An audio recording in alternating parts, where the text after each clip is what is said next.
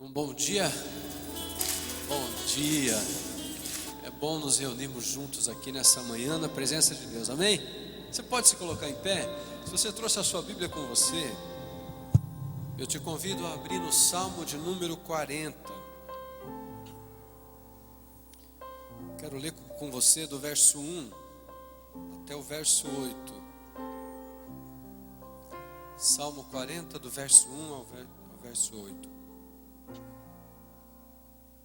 A palavra de Deus nos diz assim: coloquei toda a minha esperança no Senhor, e Ele se inclinou para mim, e ouviu o meu grito de socorro. Ele me tirou de um poço de destruição e de um atoleiro de lama, e pôs os meus pés sobre uma rocha, e firmou-me num lugar seguro. Pôs um novo cântico na minha boca, um hino de louvor ao nosso Deus. Muitos verão isso e temerão, e confiarão no Senhor.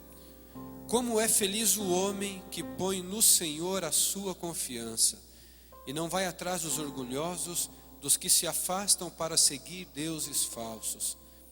Senhor meu Deus, quantas maravilhas tem feito!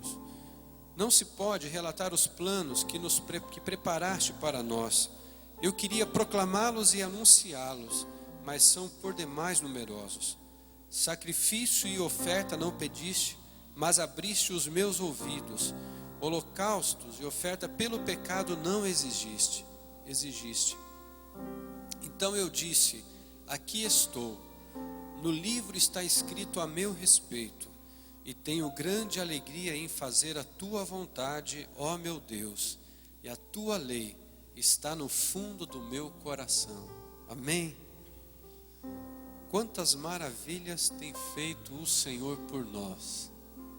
Por isso a nossa esperança está nele e sempre nele. Amém? Vamos orar juntos nessa manhã, onde temos o privilégio de celebrarmos ao Senhor aqui. Temos a alegria de nos reunirmos como igreja e nos prostrarmos diante da presença do Senhor. Não como um rito, não como uma liturgia, mas além disso, um coração desejoso de experimentar a presença do Senhor, mas também de adorá-lo aqui nesta manhã. Feche os teus olhos, faça a sua oração pessoal ao Senhor. Sei que você já deve ter orado hoje, já deve ter talvez o seu tempo com Deus. Mas aqui juntos nesse culto, que a nossa oração principal seja essa: Senhor, manifesta o teu poder aqui neste lugar. Aceita a nossa adoração. Seja honrado, louvado, adorado. O Senhor é o amado da nossa alma.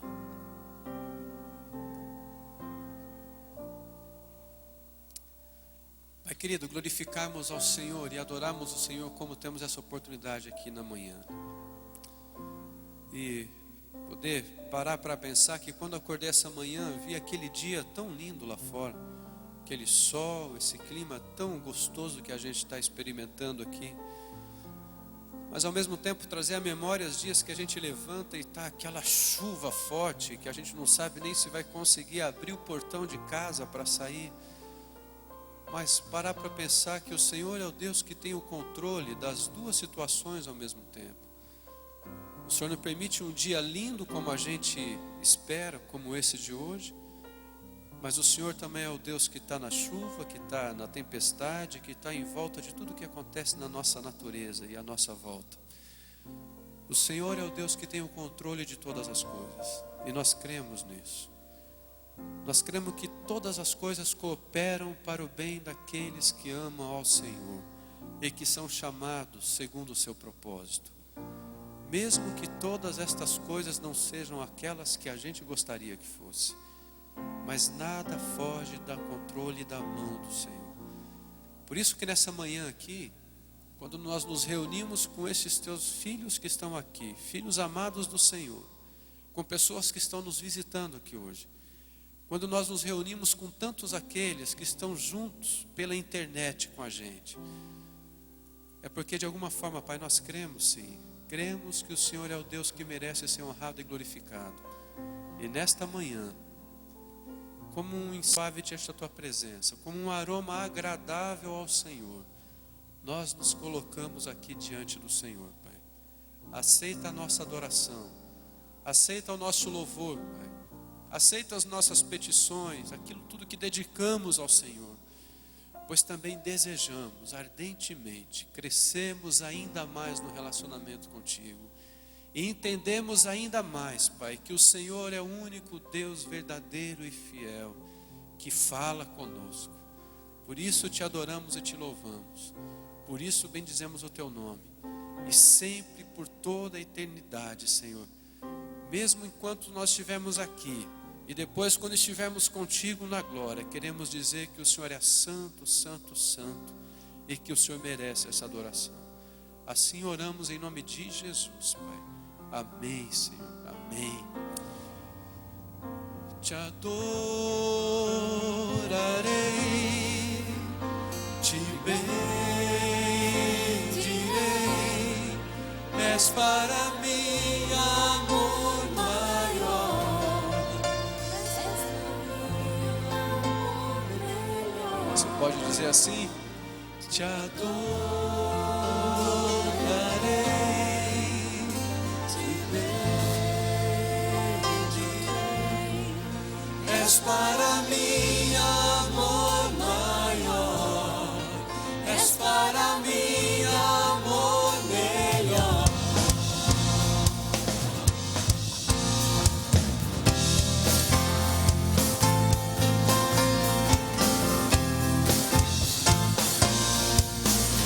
A tua santidade ela é grande, amém?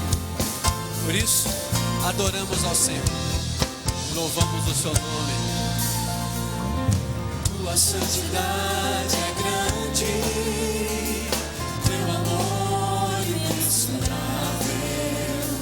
Tuas palavras dentro em mim me fazem ver que eu sou teu.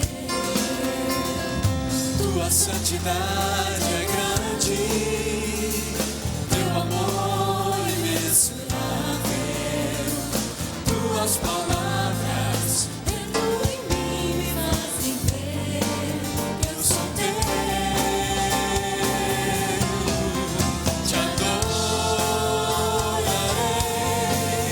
te bendirei, és para mim amor maior, és para mim amor melhor. Te adorarei, te bendirei, és para mim amor maior, és para mim amor melhor.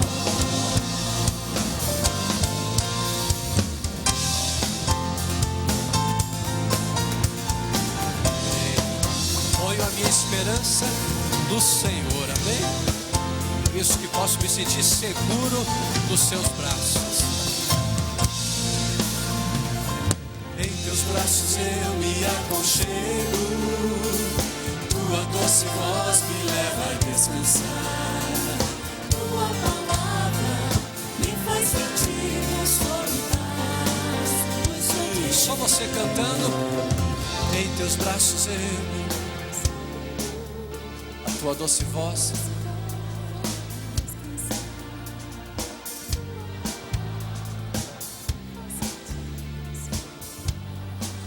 pois sou teu, te adorarei, te bendirei, és para mim amor maior, és para mim amor melhor. Te adorarei, te bendirei, és para mim amor maior,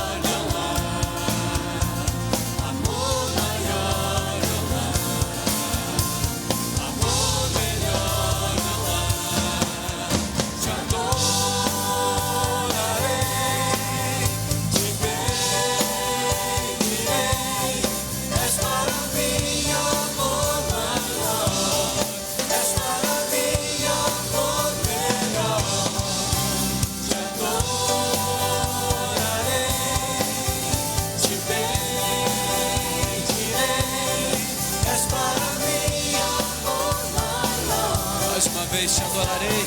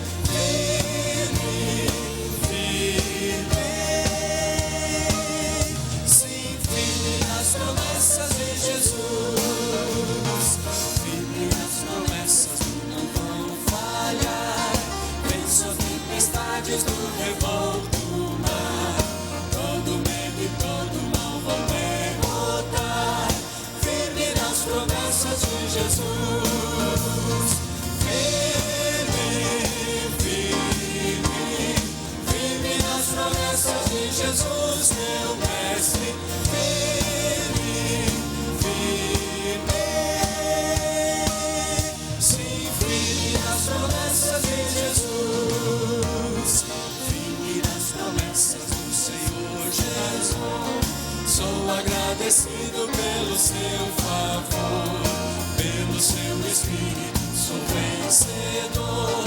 Firme nas promessas de Jesus. Firme, firme, firme nas promessas de Jesus, meu mestre. Firme, firme, sim, firme nas promessas de Jesus. Firme, firme, firme, firme nas promessas de Jesus, meu mestre. Firme, firme, sim, firme nas promessas de Jesus. Aleluia. Temos firmes na promessa do Senhor, amém? Podeis assentar, querido.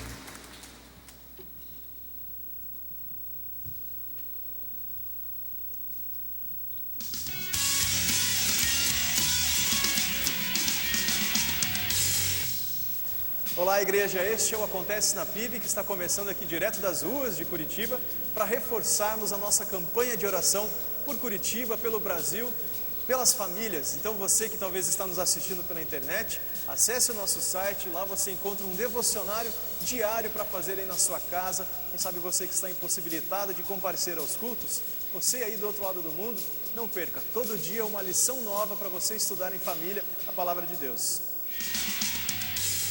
Acompanhando as facilidades que a tecnologia tem a nos oferecer, a nossa igreja está disponibilizando pelo site os dízimos e ofertas online. É muito fácil, ali você encontra vários bancos para fazer transferência ou depósito e também opções de cartão de crédito e o boleto para fazer o pagamento do seu dízimo ou sua oferta. Não se esqueça, no caso de depósito, de enviar o seu comprovante para a tesouraria.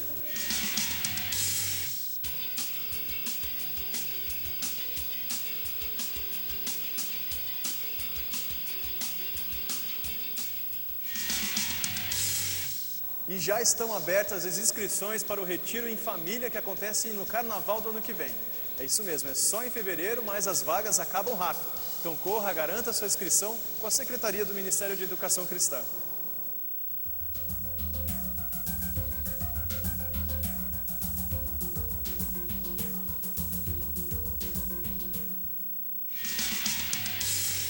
Acontece fica por aqui, nós continuamos o nosso culto, lembrando dos aniversariantes. Que Deus abençoe você que está nos visitando, você também assistindo pela internet, e você acompanha as fotos do último retiro dos jovens adultos que aconteceu semana passada. Que Deus abençoe e até o próximo domingo. Tudo a ti, Jesus, eu entrego tudo a ti, Jesus.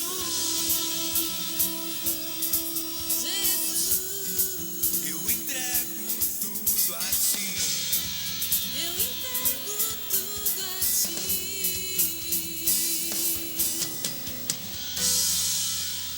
Aqueles que puderem, se ajoelhem comigo em oração agora. Vamos estar clamando ao Senhor.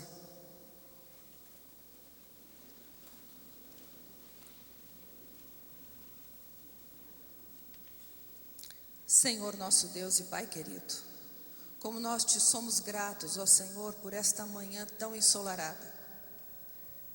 Te damos graças ainda mais porque entendemos que essa é uma resposta de oração do teu povo. O teu povo que tem se unido nesta cidade, ó Pai, para clamar que o Senhor tenha misericórdia de nós, que o Senhor nos perdoe e que o Senhor cure a nossa terra. Obrigada, Pai, porque Tu és fiel. Obrigada, Pai, porque o surto maior da gripe já passou, Senhor. E o Senhor nos proporcionou, nesse tempo que ainda estaria fazendo frio, ainda estaria chovendo, o Senhor permitiu que o tempo se abrisse, que esquentasse, e nós podemos estar glorificando ao Senhor com tranquilidade na tua casa. Senhor, nada acontece por acaso. O Senhor tem controle absoluto de todas as coisas. Por isso, Pai, que neste tempo em que o povo se une num temor, se une, ó Deus, para passar por esse tempo difícil, Senhor, que o temor do Senhor venha nos corações e que nós como igreja façamos a nossa parte de falar do Senhor, que contigo não precisamos temer. O Senhor é a nossa força, o Senhor é a nossa rocha, socorro bem presente na hora da angústia. Por isso, Senhor, dá-nos, Pai, a direção, a sabedoria, sensibilidade espiritual para entender o que o Senhor quer neste tempo para nós como igreja, Pai. Igreja espalhada por toda esta terra, que possamos, ó Deus, ouvir a Tua voz e atender o Teu chamado para esse tempo. Obrigada porque como igreja o Senhor nos livrou. Todos nós estamos bem, todos nós estamos aqui felizes. Domingo já voltaremos ao normal, teremos culto normal, sem essas máscaras. Mas, Pai, essas máscaras nos fazem lembrar que devemos tirar toda máscara diante do Senhor, que com o Senhor temos que ter uma transparência santa, Senhor, sadia. Por isso, ó Pai, que isso também nos faça refletir, Pai, neste tempo. Tira, Senhor, que caia toda máscara, que sejamos uma igreja transparente, uma igreja que resplandeça a luz do Senhor, como o vidro, Pai, que quanto mais limpo, mais transparece, reflete a luz. Que assim sejamos, Pai. Ó Deus bendito e poderoso Senhor, tantas coisas, ó Senhor, estarão acontecendo na próxima semana. Congresso de homens. Abençoa, Senhor, os sacerdotes desta igreja, que seja um tempo precioso na Tua presença, ó Pai, quando eles se retiram para orar, para serem edificados pelo Senhor.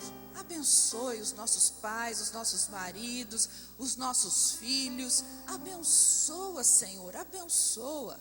Traga um exército de homens comprometidos contigo ainda mais, ó Pai. Senhor, domingo também teremos o plebiscito da Tua igreja.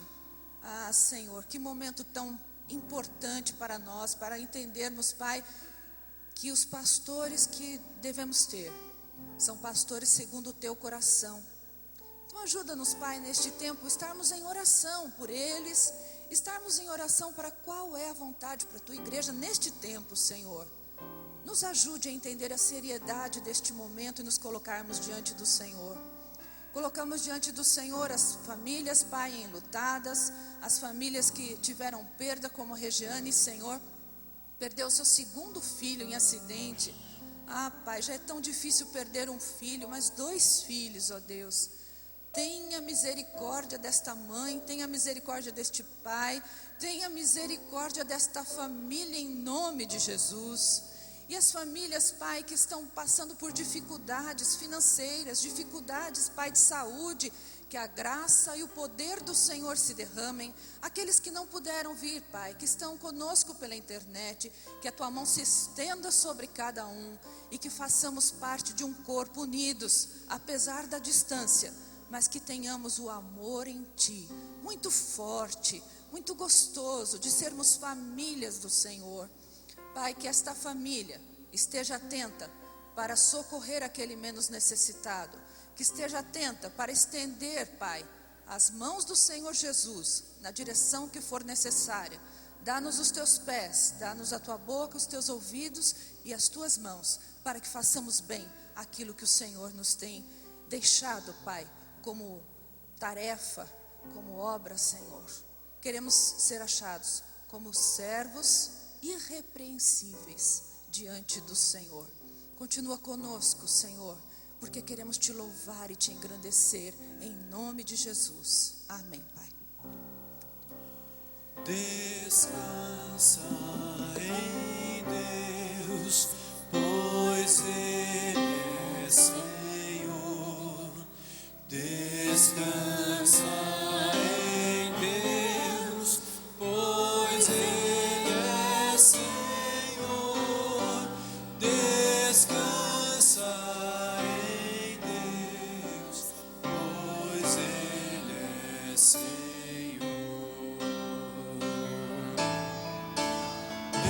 Descansa em Deus, pois Ele é Senhor.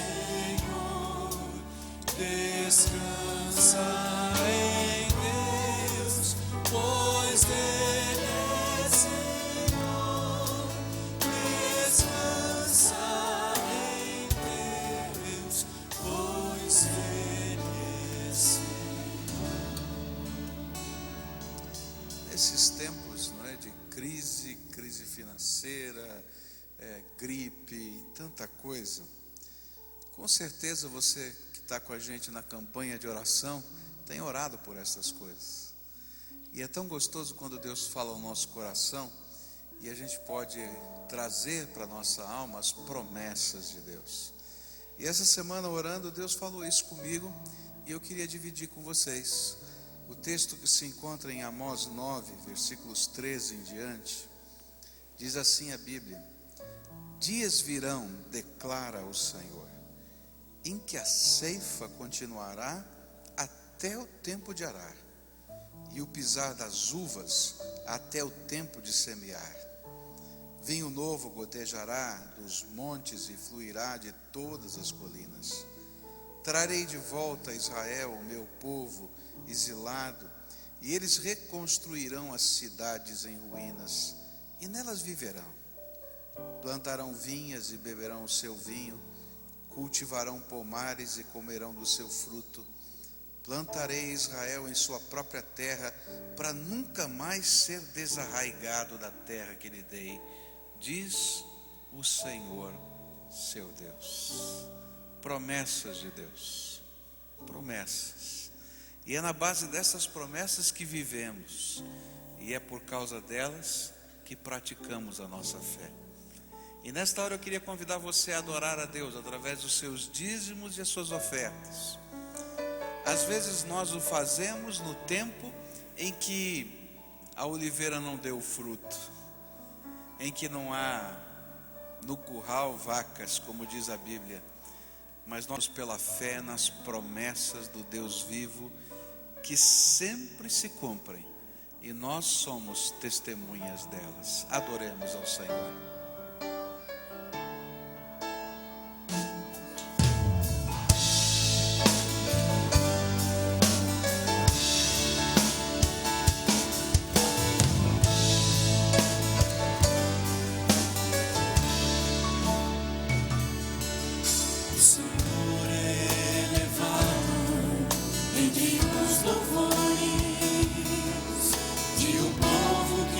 Proclama o seu poder.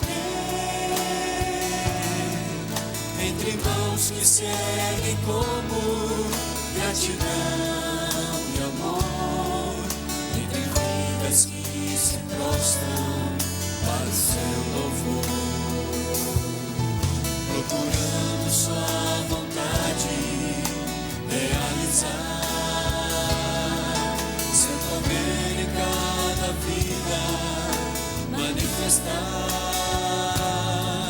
para que o mundo creia e venha te adorar, Senhor, reconhecendo que só tu és Deus.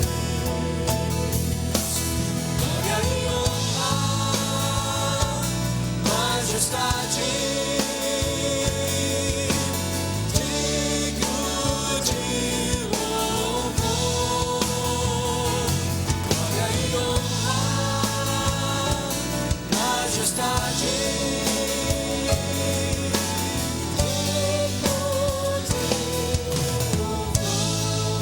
Pode se colocar em pé, nós continuamos adorando ao Senhor juntos. Essa música aqui é uma verdadeira oração. o Senhor é elevado entre os louvores De um povo que reconhece. povo que proclama seu poder, Mãos que se erguem entre mãos que se erguem em gratidão. com gratidão e amor, entre vidas que se prostram para o seu louvor, procurando sua vontade realizar, seu poder em cada vida manifestar, para que o mundo creia e venha te adorar, Senhor, reconhecendo que só tu és Deus. Diga assim: glória e honra, majestade, Glória e honra, aquele que merece. majestade, digno de louvor. Glória e honra, majestade, digno de louvor. Glória e honra, majestade, digno de louvor. Glória e honra, majestade, digno de louvor.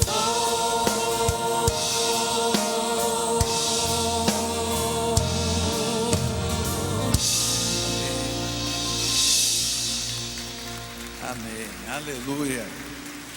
Você pode sentar-se, querido. Se Deus quiser, semana que vem voltamos tudo ao normal, né? Se Deus quiser. Mas ainda essa semana, às 5 horas da tarde, nós não teremos a nossa reunião de oração aqui, tá? E se Deus quiser, semana que vem retornaremos. Domingo que vem, no culto da noite, não é? Normalmente a gente faz isso no culto da manhã, mas estava tudo tão diferente nesse tempo, a gente não sabia o que fazer. Então, domingo que vem, no culto da noite, nós vamos ter o plebiscito trianual, né? Para a permanência ou não dos pastores. A cada 3 anos, a igreja, todos os pastores colocam o seu cargo à disposição e através de um plebiscito eles são confirmados ou não. E esse plebiscito vai acontecer no culto da noite de domingo que vem, tá bem? Então você que é membro da igreja está convocado a participar desse culto. É um momento importante na vida da igreja. Era isso que eu tinha que avisar, não é? Esqueci de alguma coisa? Não. Tem uma última coisa. Estou precisando de voluntários que possam nos ajudar a cadastrar os livros na nossa biblioteca virtual. Então, é um trabalho de a gente colocar o título do livro, o autor, etc., num formulário. Então, a gente entra através no computador e faz esse trabalho. esse trabalho pode ser feito aqui na igreja ou em qualquer lugar onde tenha uma internet, porque esse é um trabalho que você pode se voluntariar. Então, se você tem algum tempo disponível e gostaria de nos ajudar nesse trabalho, entre em contato com a gente, né? Dá uma telefonada ou manda um e-mail aqui para pibcuritiba@pibcuritiba.org.br, e a gente então disponibiliza a senha, explica como funciona, e você pode fazer esse trabalho ou aqui ou em qualquer lugar que tenha acesso à internet. Abra sua Bíblia em 1 João capítulo 2, nós temos estudado a palavra de Deus neste livro das Escrituras, e eu queria meditar a partir do verso 18 até o verso 27. 1 João capítulo 2, a partir do verso 18 até o verso 27. A palavra do Senhor nos diz assim: filhinhos, esta é a última hora. E assim como vocês ouviram que o anticristo está vindo, já agora muitos anticristos têm surgido. Por isso sabemos que esta é a última hora. Eles saíram do nosso meio, mas na realidade não eram dos nossos, pois se fossem dos nossos, teriam permanecido conosco. O fato de terem saído mostra que nenhum deles era dos nossos. Mas vocês têm uma unção que procede do Santo, e todos vocês têm conhecimento. Não lhes escrevo porque não conhecem a verdade, mas porque vocês a conhecem, e porque nenhuma mentira procede da verdade. Quem é o mentiroso, senão aquele que nega que Jesus é o Cristo? Este é o anticristo, aquele que nega o Pai e o Filho. E todo que nega o Filho também não tem o Pai. E quem confessa publicamente o Filho tem também o Pai. Quanto a vocês, cuidem para que aquilo que ouviram desde o princípio permaneça em vocês. Se o que ouviram desde o princípio permanecer em vocês, vocês também permanecerão no Filho e no Pai. E esta é a promessa que Ele nos fez, a vida eterna. Escrevo-lhes estas coisas a respeito daqueles que os querem enganar. Quanto a vocês, a unção que receberam dele permanece em vocês, e não precisam que alguém os ensine, mas como a unção dele recebida, que é verdadeira e não falsa, os ensina acerca de todas as coisas. Permaneçam nele como ele ensinou. Oremos ao Senhor. Pai querido, nós estamos aqui para celebrar a tua presença. A alegria no nosso coração por estarmos na tua casa. Cantamos louvores, Senhor, celebramos o Senhor aqui. E nesta hora, quando vamos meditar na tua palavra, eu quero te pedir em nome de Jesus, o teu Filho, que o Senhor derrame sobre nós esta unção que tu falastes, a unção do Santo Espírito de Deus, de tal maneira que cada pessoa aqui possa se sentir tocada, possa se sentir envolvida pela tua graça. Abre os nossos olhos espirituais, abre a nossa mente, abre o nosso coração e aplica a mensagem do Senhor às nossas vidas. É aquilo que oramos em nome de Jesus. Amém e amém. João continua a sua carta ajudando a igreja a identificar o que é ser um verdadeiro cristão. E ele vem então ensinando uma série de testes pelos quais alguém poderia reconhecer o que é a verdadeira fé. E é nesse contexto que ele vai apresentar mais um teste, e na verdade uma solene advertência. E ele vai incluir agora uma figura apocalíptica no seu texto, que é a figura do anticristo. Há vários lugares na palavra de Deus que falam a respeito de um movimento e também de uma pessoa que vai se opor à obra de Deus de uma maneira violenta. E nesse contexto, ele vai agora olhar para a igreja e dizer: olha, tomem cuidado, vocês precisam reconhecer algumas coisas, vocês precisam entender o que vai acontecer num tempo chamado a última hora, o último tempo, e vocês precisam discernir estas verdades. Nessa manhã eu queria começar a estudar esse texto e olhar para ele pensando quais são as advertências que João está fazendo aqui a respeito desta figura, o anticristo. A primeira advertência que João está fazendo, ela aparece no verso 18, onde a Bíblia diz assim: filhinhos, esta é a última hora, e assim como vocês ouviram que o anticristo está vindo, já agora muitos anticristos têm surgido. Por isso sabemos que esta é a última hora. A primeira advertência que João está colocando é composta de duas informações tremendamente importantes. A primeira delas é que nós estamos vivendo em um tempo em que a Bíblia afirma, classifica como a última hora, ou os últimos tempos.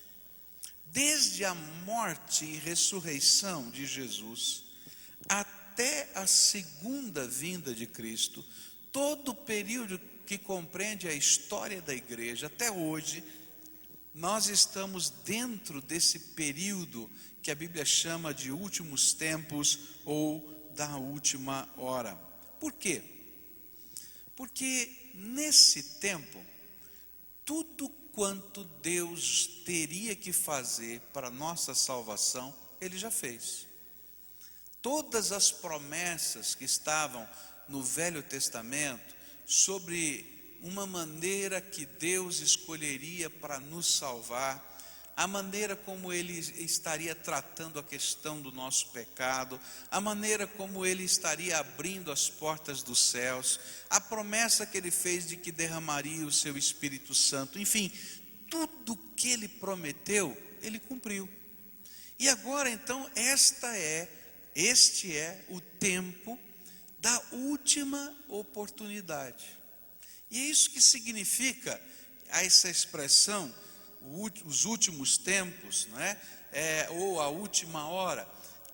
Agora é tempo em que nós precisamos responder a tudo quanto Deus já fez para nossa salvação. É a última oportunidade de Deus para os homens.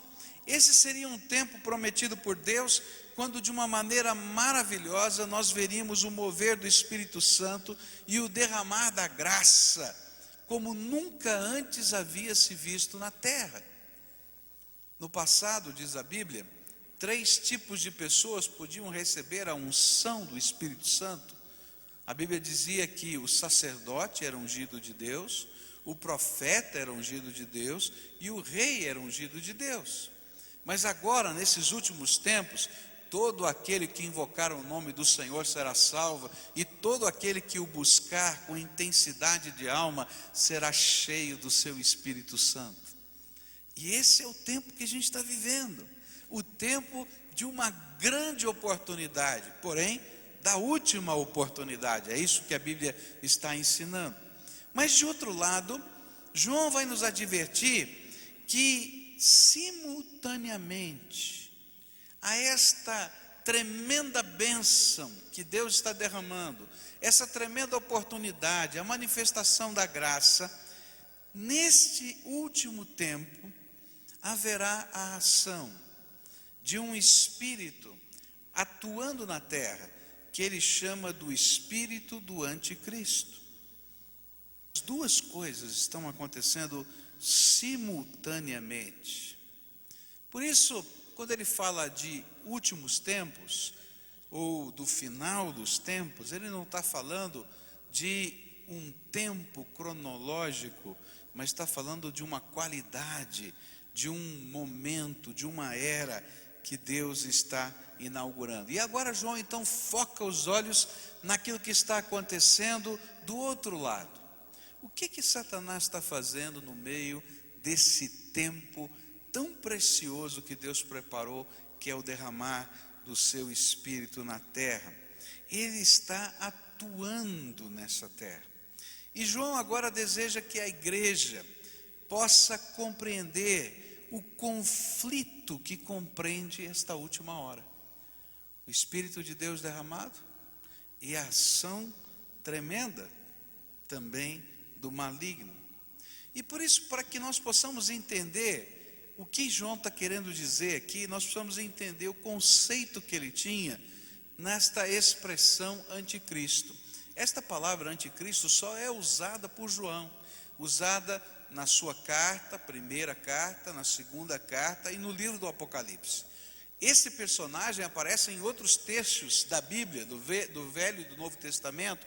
Todavia, esta expressão anticristo é dele.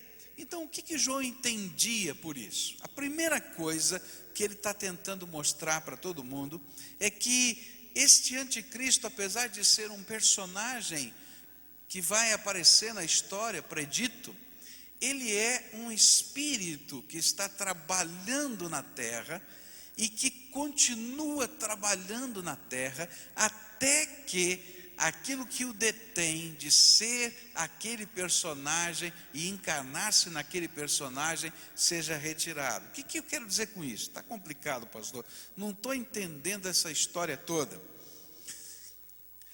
A Bíblia diz que vai surgir um personagem no final da história, que no livro do Apocalipse vai chamar a besta do Apocalipse, que no livro de Tessalonicenses Paulo chama de o homem da iniquidade, que vai personificar todo esse papel de oposição a Cristo, a palavra de Deus e a sua igreja.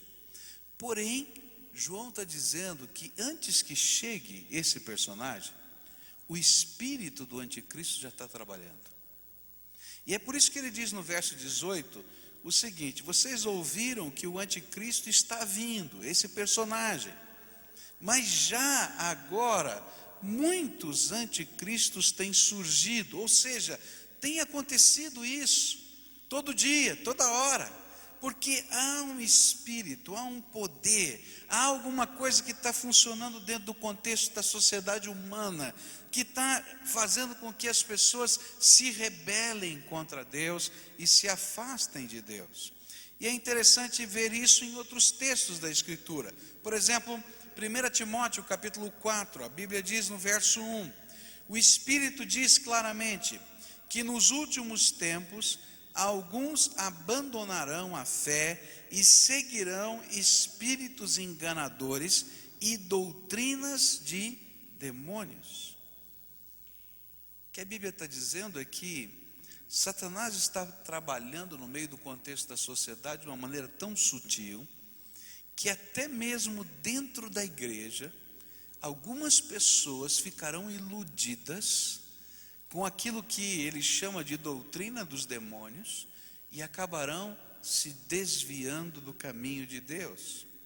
A ação desse espírito não opera apenas no surgimento de religiões que são verdadeira adoração ao diabo, disfarçadas de elementos cristãos, mas em uma filosofia de ver e enxergar a vida, que faria com que os valores mais simples fossem vistos como não mais necessários. É interessante que dentro de nós existe um sentimento, uma percepção de certo e errado. Quem já não conversou com alguém e não pode dizer, não tem nenhum argumento, não tem nenhuma prova de que alguma coisa errada tendo, mas lá dentro de si olhou para aquilo, para aquela conversa, para aquela proposta e disse: não sei, está estranho isso. Não é verdade? Não acontece isso com a gente? Todos nós temos esse tipo de radar interior, não é? Esse sentimento interior. Mas a Bíblia está dizendo que ia chegar um tempo em que de tal maneira os nossos valores seriam corrompidos e as filosofias que cercam a vida e a terra estariam nos envolvendo, que esta percepção de valor, de certo e errado, começariam a ficar cada vez mais tênues, e a gente perderia esse conceito. E João está dizendo que quem está trabalhando para a gente perder esta percepção é esse espírito que ele chama de anticristo. 2 Timóteo capítulo 3 diz o seguinte: saiba disso, nos últimos dias sobrevirão tempos terríveis.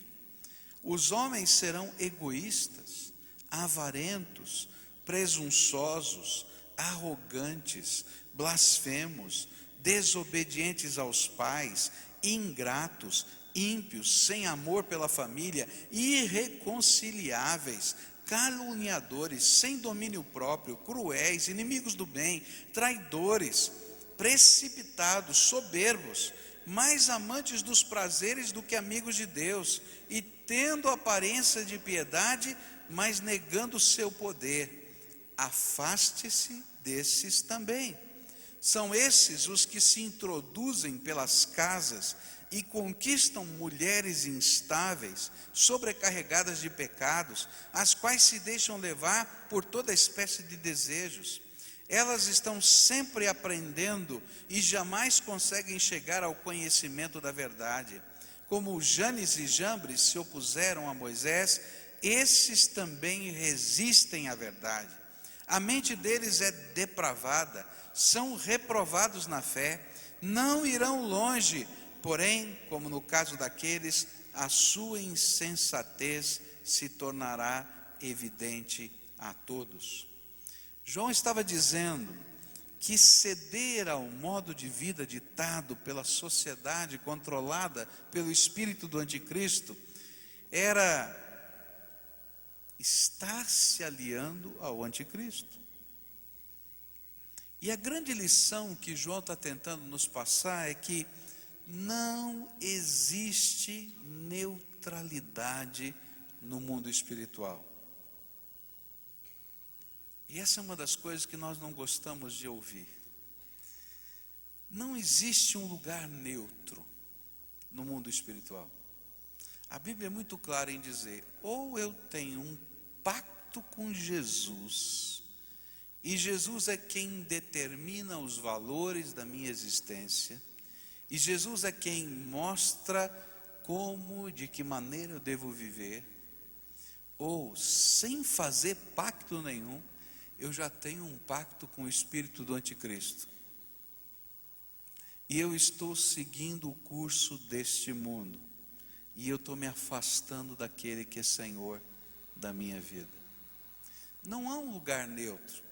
E é por isso que a Bíblia vai dizer que a conversão, toda vez que a Bíblia explica para a gente o que significa receber Jesus como Senhor e Salvador, ele vai dizer que nós fomos arrancados do reino das trevas, porque sem saber nós tínhamos um pacto com o reino das trevas, e fomos colocados no reino maravilhoso da luz e do amor de Deus. Não há neutralidade. E o que João está tentando nos passar é exatamente isso. Não há neutralidade. Toma cuidado. Lá no final da história vai aparecer um personagem chamado Anticristo, não é? Que vai personificar todo esse espírito da época. Porém, hoje você já está vivendo essa batalha espiritual todos os dias. E não dá para ficar em cima do muro. Ou eu tenho um compromisso com Jesus, ou eu tenho um compromisso com forças que não são da graça de Deus. Alguns anos atrás, eu recebi a visita de uma família inteira no gabinete pastoral. Estava todo mundo preocupado. E é interessante, né? Porque coisas estavam acontecendo no contexto daquela casa estranhas. Um dos filhos daquele casal estava vivendo um problema. Ele tinha, em determinados momentos, uma perda de percepção da realidade. E geralmente isso acontecia quando ele estava dirigindo. E por causa disso, ele então tinha sofrido já vários acidentes. acidentes graves, com grande prejuízo, ainda que ele não tivesse se machucado. E a família começou a perceber que aquilo não era normal, que tinha alguma coisa errada. E então começamos a conversar, e era muito interessante, porque a maneira como aquele jovem se manifestava ou se colocava nesses momentos, né, e que a família já tinha assistido, não era normal, era estranho demais. E então eu falei assim: querido, você tem algum pacto com Satanás? Ele disse: não, de jeito nenhum, eu nunca fiz pacto nenhum com Satanás. Ai, como é que pode? Aí eu perguntei para ele assim: mas você já se colocou em algum contexto de buscar alguma coisa? Ele disse assim: sabe, pastor, um dia eu estava com o meu amigo e fui com ele a um determinado culto. E nesse determinado culto, alguém disse assim para mim: você não gostaria de tomar um passe para ter sorte? Eu disse: quem não quer, né? Eu quero um passe para ter sorte. E foi muito interessante, porque a partir daquele dia, ele começou a manifestar esse tipo de reação. E aí a gente começou a conversar com ele sobre essa não neutralidade. Ele disse assim: olha, mas eu não sou adepto daquela seita ou daquela religião, eu só recebi aquilo que eles estavam me oferecendo. Mas como não há neutralidade, quando a gente abre a porta da vida da gente para valores que são desvalores, para práticas que não são daquelas que são professas nas Escrituras, eu me permito ser controlado, dirigido, influenciado pelo espírito do anticristo. E aquele moço, sabe o que precisou? Ele precisou da graça de Jesus na vida dele para ser liberto, porque não há outra maneira, porque não há neutralidade. Ou eu sirvo ao Senhor Jesus com todo o meu coração, com toda a minha alma e com toda a minha vida, ou mesmo sem saber, eu estou seguindo o espírito do anticristo. E é interessante essa dinâmica dentro da gente, e é disso que o apóstolo João está falando. Não há neutralidade. Ou você está no reino de Deus de cabeça e de alma, ou você já está no reino das trevas sem saber. É disso que ele está falando. Esse é o contexto. Mas ele acrescenta um segundo valor aqui para a gente. Ele diz para a gente que não apenas há um espírito controlando o jeitão de vida do mundo, e ele chama de espírito de anticristo, mas como também esse espírito tenta entrar dentro da igreja. E ele estava vivendo um grande problema dentro da igreja cristã do seu tempo, porque haviam surgido falsos mestres que estavam personificando o pensamento, a filosofia, a visão desse espírito do anticristo no contexto da igreja através de ensinos e doutrinas. E ele então começa agora a olhar para os falsos mestres, os falsos pregadores da palavra de Deus, que estão com o espírito, imbuídos do espírito desse mundo e não do espírito de Deus nas suas vidas. E na verdade, esta segunda coisa aqui é o foco de todo esse capítulo. E ele vai dizer para a gente, tanto nesse texto como em outros do Novo Testamento, que a igreja deve tomar cuidado com pregadores de uma fé que se afasta dos valores da palavra de Deus. E se você olhar a história, grande parte dos grandes problemas, das maiores dificuldades que aconteceram na política e na sociedade, vieram de conceitos religiosos que não procedem da palavra de Deus e que se tornaram bandeiras ideológicas que atrapalharam a vida das pessoas e o mundo. O livro de Judas, a partir do verso 17, diz o seguinte: todavia, amados, lembrem-se do que foi predito pelos apóstolos de nosso Senhor Jesus Cristo. Eles diziam a vocês: nos últimos tempos haverá zombadores que seguirão os seus próprios desejos ímpios. E estes são os que causam divisões entre vocês, os quais seguem a tendência da sua própria alma e não têm o Espírito.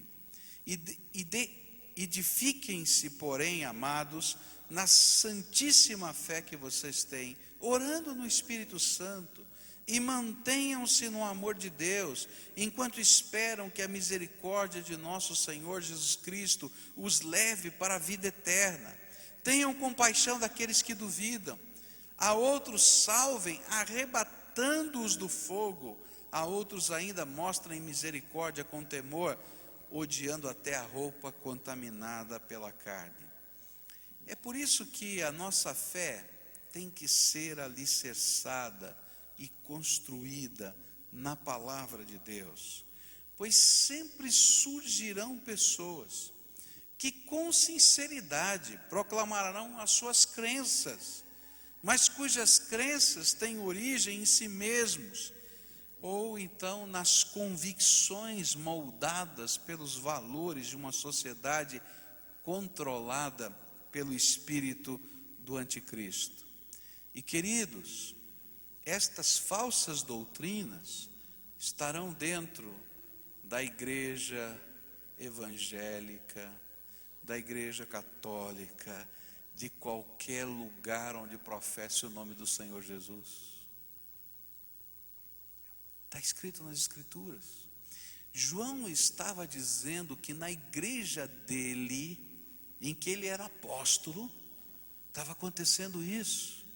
E ele estava advertindo os fiéis a Jesus a terem o discernimento da palavra e do Espírito para reconhecerem o perigo desta infiltração dos valores do mundo no contexto da verdadeira fé. E sempre que isso acontece, a fé, ainda que sincera, vai produzir morte ao invés de vida. É como se a gente pegasse uma enfermeira, uma boa enfermeira, uma competente enfermeira, que recebesse uma prescrição médica errada. E ela, com toda sinceridade, e com todo cuidado, e com toda a perícia da sua profissão, administrasse a prescrição médica errada no seu paciente. Qual seria o resultado disso? Aquela prescrição médica errada, apesar de toda a sinceridade da enfermeira, causaria um mal ao paciente. E é disso que João está falando. Muitos de nós entendemos que a sinceridade é suficiente, ou que qualquer tipo de fé é suficiente. Mas João está dizendo que o conteúdo da minha sinceridade e o conteúdo da minha fé, se não for colocado em prova à luz da palavra de Deus, ele pode ser um mal na minha vida. E ele acrescenta, através da palavra de Deus, ele nos adverte com relação a isso.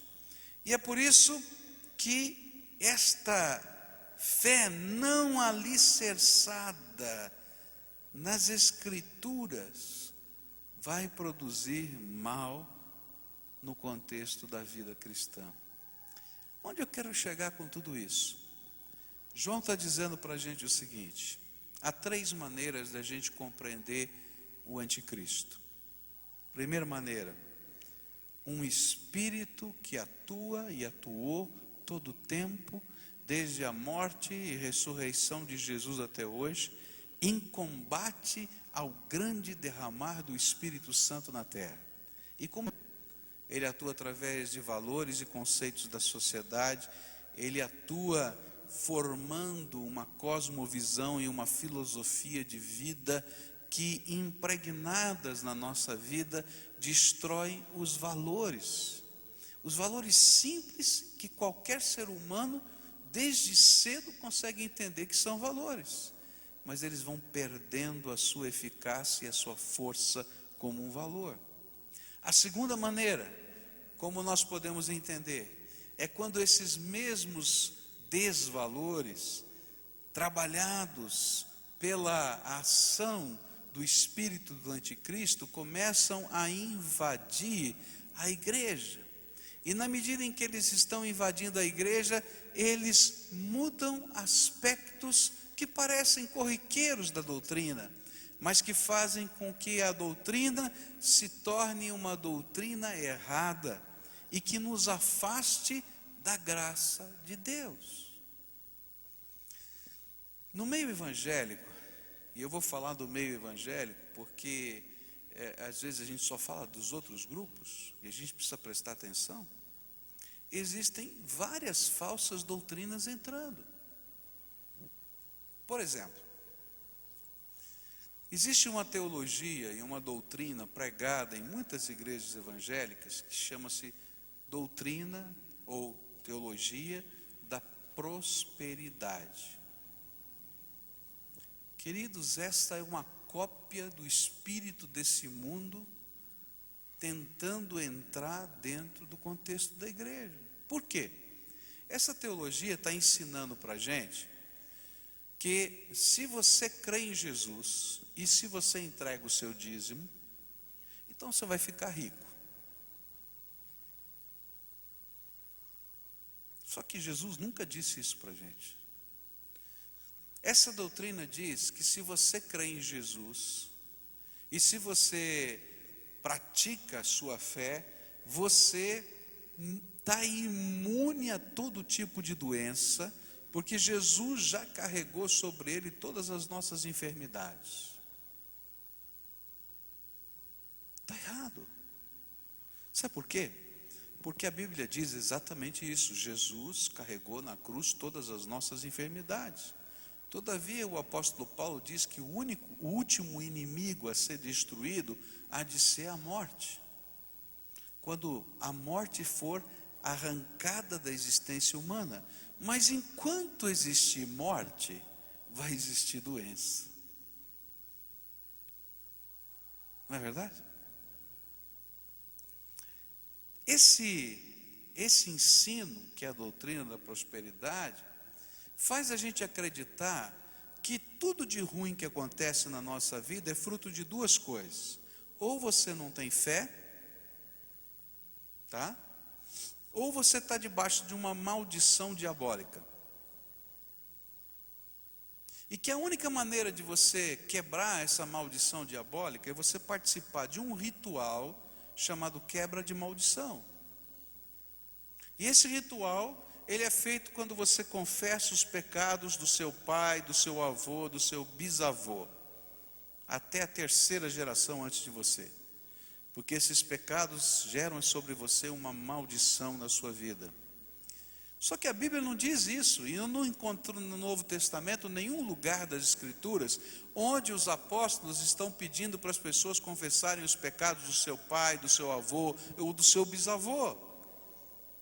Ao contrário, a Bíblia fala a respeito disso no livro de Ezequiel, dizendo assim: vocês dizem que os pais comeram uvas verdes e os dentes dos seus filhos embotaram, mas eu estou dizendo para vocês que se o justo pecar, eu vou trabalhar a vida dele, mas se ele se converter, eu vou trabalhar a vida dele perdoando os seus pecados, e que o pecado do pai não vai afetar a vida do filho espiritualmente. Está escrito nas Escrituras. Agora, por quê? A Bíblia diz que o espírito desse mundo tem alguns valores. E um dos valores do espírito desse mundo é grana. Tem muita gente que não entende o porquê a gente dá o dízimo. Inclusive a semana está discutindo por que dá dízimo, por que não dá dízimo. A gente dá o dízimo para reconhecer que Deus é Senhor da minha vida. Não é para fazer uma troca com Deus para ficar rico. Não é um novo tipo de investimento como se fosse um mercado de capitais. Eu faço porque eu reconheço o senhorio de Jesus sobre a minha vida. É só isso, ponto final. Ainda que a Bíblia me prometa bênçãos, mas não é um investimento. é um investimento nos valores eternos e do céu. Mas toda vez que eu entro com valores que são desvalores, copiados do espírito desse mundo, a igreja está em perigo. E é isso que João está falando. Checa a doutrina à luz da palavra de Deus. Checa a doutrina à luz dos valores da fé, e não apenas dos valores desse mundo. Quer ver um outro exemplo dentro da igreja evangélica? No começo do século, final do século XIX, começo do século XX, era o auge de uma filosofia e de uma ciência que dizia que Deus não é o Criador, mas que o homem, ele é fruto de uma evolução. E aí muitos teólogos dessa época começaram a tentar adequar a ciência chamada moderna da evolução, do evolucionismo, tá?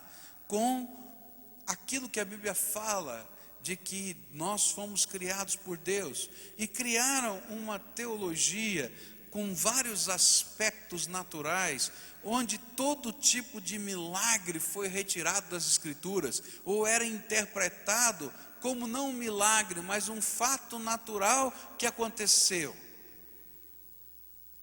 Meus irmãos, isso é pecado, porque a Bíblia é muito clara em dizer que Deus é o Todo-Poderoso Senhor de todas as coisas.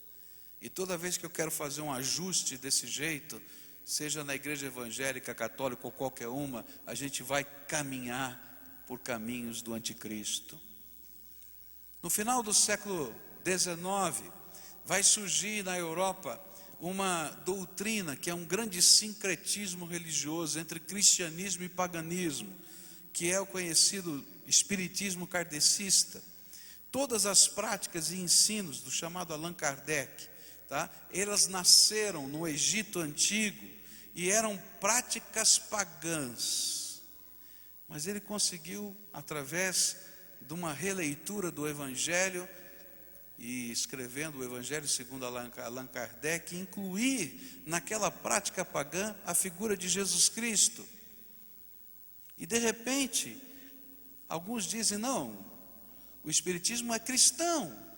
Não é, queridos, porque o conceito que eles têm de Jesus não tem nada a ver com o Cristo das Escrituras. Se você perguntar para qualquer espírita se crê que Jesus é o Filho de Deus encarnado, que nasceu virginalmente de Maria, ele vai dizer que não. Sabe por quê? Porque na doutrina deles, Jesus é um homem muito especial, que já se reencarnou, que chegou ao ápice da espiritualidade humana, ao éon mais próximo do divino, mas ele nunca foi, na visão deles, o Deus que se fez homem e nunca nasceu virginalmente de Maria. E aí a gente diz, espera aí, é cristianismo ou não é cristianismo? Não, queridos, não é cristianismo. É por isso que João bate nessa tecla e diz para a gente, filhinhos, toma cuidado, vocês estão vivendo a última hora. E nessa última hora, o espírito do anticristo está trabalhando na sociedade. Mas ele não está lá só na sociedade. Ele está trabalhando aqui dentro também, com falsos ensinos, falsos mestres, falsos valores e falsos conceitos. E se a gente não prestar atenção, vai ser engodado. E a nossa fé será transmudada e deixará de ser fé genuína em Jesus. A minha oração nesta manhã é que Deus nos ajude a abrir os olhos, e que esta unção que Deus nos dá, e a sua palavra, nos ajudem a checar os valores da nossa vida. Eu queria convidar você a ficar em pé agora, para a gente orar ao Senhor. Você percebe como é tão sutil essas coisas? São tão sutis. É tão fácil a gente perder o foco. Por isso hoje eu queria que você pudesse buscar Jesus e fazer uma renovação dos seus votos espirituais. Você pudesse dizer para Jesus que é tão fácil a gente ser envolvido por filosofias, pensamentos, teorias que compõem a vida do dia a dia. E a gente perder a simplicidade da fé naquele que é Senhor e Salvador das nossas vidas. E aí a gente pedir para o Senhor, nessa renovação de pacto, que Ele abra os nossos olhos, que toda cegueira que está sobre os meus olhos possa cair por terra, e a gente poder aprender de novo com Ele e na palavra dEle, a viver uma vida que agrade ao Senhor dos nossos olhos, da nossa vida, das nossas mãos, dos nossos pés, dos nossos lábios. Você concorda que a gente faça uma renovação de pacto aqui hoje? Você pode dizer amém a isso? Então vamos orar juntos. Senhor Jesus, muito obrigado pela Tua palavra. Ela é viva e eficaz. E ela nos alertou sobre uma coisa muito simples, mas ao mesmo tempo profunda demais. Que o espírito do anticristo trabalha fora e dentro da igreja. Às vezes é tão fácil para nós olharmos o que está lá fora e colocarmos o dedo apontando para alguns desvalores que são tão simples para nós de percebermos. Mas às vezes nós não somos capazes de enxergar quando ele está dentro dos contextos da nossa vida, da nossa comunidade de fé, do nosso jeito de crer. E nós imaginamos que sinceridade é suficiente. Mas a Tua palavra está nos dizendo que a verdade precisa se unir à sinceridade para ter eficácia. Por isso, Pai, eu quero que nesta manhã o Senhor aceite a renovação dos nossos votos como igreja do Senhor Jesus aqui.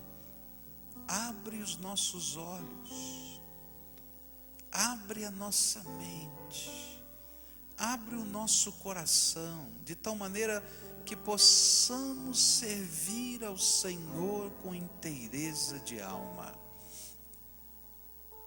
Senhor, se há alguma coisa em mim, Pascoal,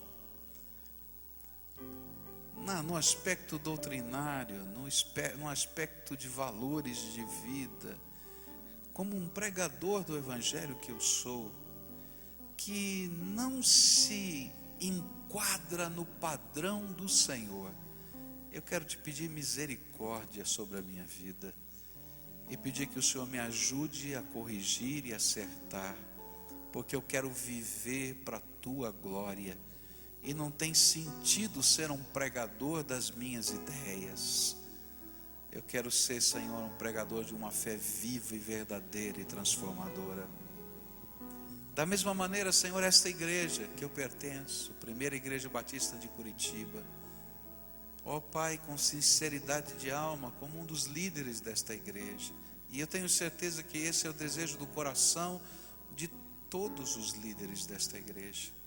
Abre os nossos olhos, Senhor, porque nós queremos estar firmados na Tua palavra.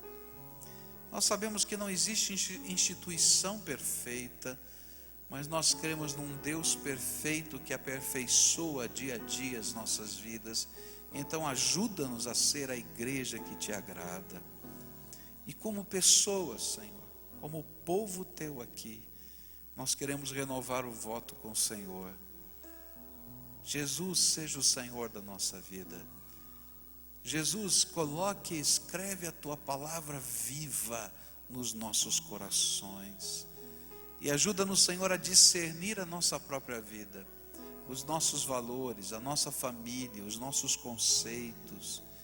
E aquilo, Senhor, que temos flexibilizado ouvindo as vozes do anticristo. Que, Senhor, Tu nos pulsa, porque nós queremos ouvir a voz do nosso Senhor e Salvador, Jesus Cristo. Fica conosco, Pai. Derrama a Tua paz sobre o Teu povo. E leva-nos, Senhor, como sacerdotes da Tua palavra. Todos nós, para as nossas casas, para os nossos trabalhos, levando a mensagem da esperança, da fé e da salvação em Cristo Jesus a todos os homens, e não uma ideologia, mas uma experiência com o Salvador. Fala conosco, é aquilo que eu oro em nome de Jesus. Amém e amém. E eu quero convidar você para continuar esse estudo hoje à noite, onde eu vou falar sobre o anticristo como personagem apocalíptico. O que a Bíblia fala? O que o Apocalipse fala? O que os outros trechos da Bíblia falam a respeito desse personagem que vai surgir? Graça e paz do Senhor Jesus sobre você é a nossa oração. Que Deus o abençoe.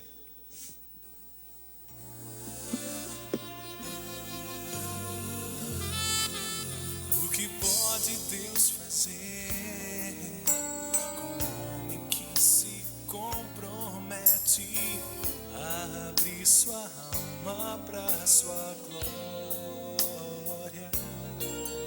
O que pode Deus fazer